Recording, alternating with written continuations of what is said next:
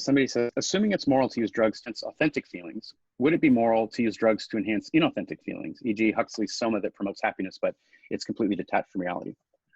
So one fear that we anticipate many people will have is that if you take a drug and then you find that after you've gone through some experience that's mediated by this drug, you find yourself connecting to your partner in a different way, that you might fear that connection is inauthentic.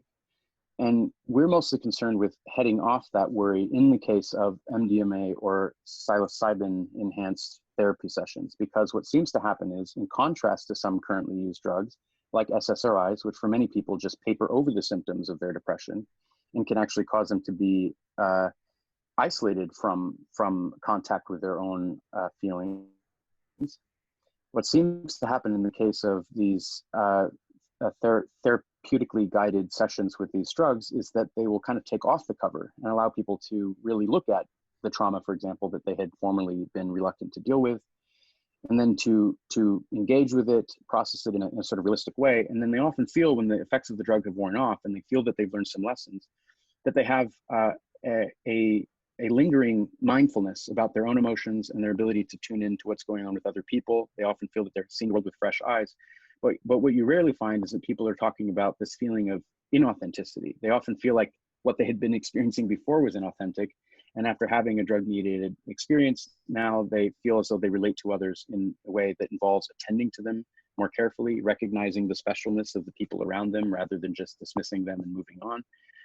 So that's the focus of our book, is trying to deal with this authenticity objection. Could it be a good idea to enhance inauthentic feelings, like taking soma that promotes happiness but is completely detached from reality? I think a lot of antidepressant drugs currently have something like this effect for many people. I want to be clear that there's a subset of people for whom selective serotonin reuptake inhibitors are the difference between them plunging into despair and being able to function. And so SSRIs seem to be helpful for some people, but it is also the case that for a pretty large percentage of people, when they take these drugs, they may not feel as sorrowful in the moment. It might well be the case that the sorrow that they're feeling is a legitimate, authentic reaction to their circumstances. And so by simply covering over that emotion, they may remove themselves from the motivation to change their circumstances. So I don't know whether that's ethical or not, but I would just say it seems to be pretty common. And if we have some drugs that, if used in the right way, will allow people to stop taking their other medications, which is happening already in the case of the trials for soldiers with post-traumatic stress disorder who are on all sorts of drugs. They'll do 2 or 3 sessions with MDMA facilitated therapy, and then they stop taking their other medications because they feel that they've really worked through the issue rather than simply defer it or press it down into their subconscious somewhere.